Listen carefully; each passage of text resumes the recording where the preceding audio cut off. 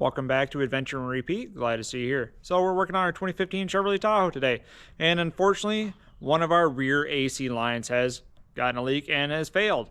So now it's not holding refrigerant anymore, and my wife likes to have air conditioning in her Tahoe. So today we're putting in rear lines, and we are not doing full aluminum ones like they are the front to back. We have some Amazon special rubber hoses that go front to back as a replacement because it's the affordable option right now for putting AC back in this. And I like to have the rear zone to actually have air conditioning and not just cap off the lines and run off the front, because our kids do like it. It's nice, and if it has it, you might as well use it. So we're going to work on that and show you what we're doing. Down here at the bundle of all the lines, right behind the driver's tire, right there is where the line was contacting that little tiny bracket. It's finally wore a hole in that aluminum line, so it's in a very bad spot. So it's not easy to just repair it and patch it, even though those kits can be done. Just for the fact that it's in this tight spot, I have to pull everything apart. It's bundled underneath all the other lines. We're just going to replace it front to back in case there's a spot where it's wore through somewhere else. Now, if your system has not been properly recovered or just leaked out like mine did, you want to make sure it gets cleared out the rest of the way by using your low pressure port cap right here. You just take that off and connect in your gauges, or just one of those canister style they use for filling it, and just kind of squeeze the handle until it bleeds off the rest of the pressure. But you always want to make sure you recover as much as possible because it is bad for the environment. So always recover it when you can. And we're just going to put that cap back on for now. And we are going to be doing the bigger hose, which starts in the back right there. And you've got the bolt where it connects to right there. And we're going to disconnect that. And we're actually just lay it off to the side because honestly, it's going to take a lot of time to get the whole entire line out. So we're just going to move it off to the side, cap it, tie it off, just in case we ever need it for something later down the road. And then we go to the back side as well. As you can see, it's right there. And it is possible to get to it upside down and backwards with a 1/2-inch wrench or 13mm. Gonna do that underneath the line. Gonna keep working at it. And just a little bit of pressure is just starting to hiss out. You can see it right there. A little bit of oil coming out with it. Just had just a little bit of pressure still left in the system. That's okay, that does happen sometimes. Once we do that, we're going to get that line pulled off and just pushed off to the side. So this line, it just pulls right out of the stem that comes out of there. So once you get that pulled out, you can get it laid off to the side. You do got to remember, there is a gasket seal on the end of this stub, just like this. Sometimes it is stuck in there. So you want to make sure you take that out because we are going to replace it with a new one. You always going to replace that. So always be sure to take that back off. You don't want to double stack gaskets and have a leak down the road. So the new kit does come with an O-ring. That's why I always mention it. You see how that's like flattened out, super thin. You basically have the metal ring and that's it. There's no rubber actually expanded beyond that. So it's wore out and gone. It's starting to separate on the edges. It's starting to pull apart pretty bad. Now this being the new one, you can see it actually has rubber sticking out above the flange, and it's nice, it's clean, it looks new. So that is always why you want to replace the gaskets and seals. So the kit does come with everything you need, and instead of having a stud on there, it uses a through bolt for that fitting itself for all of them. That's what makes it a little bit cheaper because it's bolted instead of studded. But keynote, always make sure you replace seals when you do the change. If you have any PAG oil around, which is PAG oil is the compressor oil, always lubricate the seal. That helps it go back together and stay good for longer. But if you don't, put it in dry. Don't want to mix any other chemicals with it. So that's just a note. Here we have the line. I just simply split it, rewrap it, and use foil tape to hold it in place.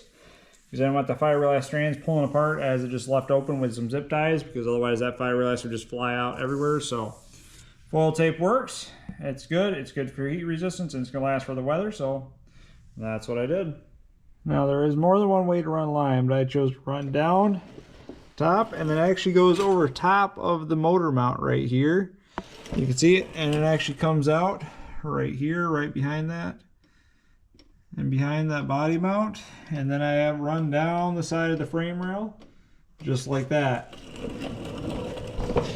On the other side, and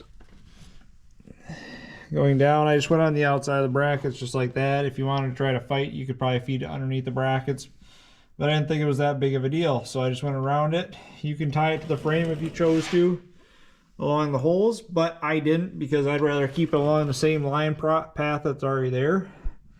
So that's what I did. It may look kind of funky, but I'm the only one that knows it's here.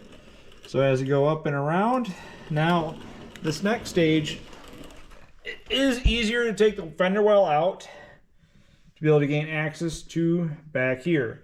It's not required, but it does make life easier because that's where you come up the back side, come across. You can see it coming across right here. And then we got it back here as well. So now we just got to get up here and get to this bolt.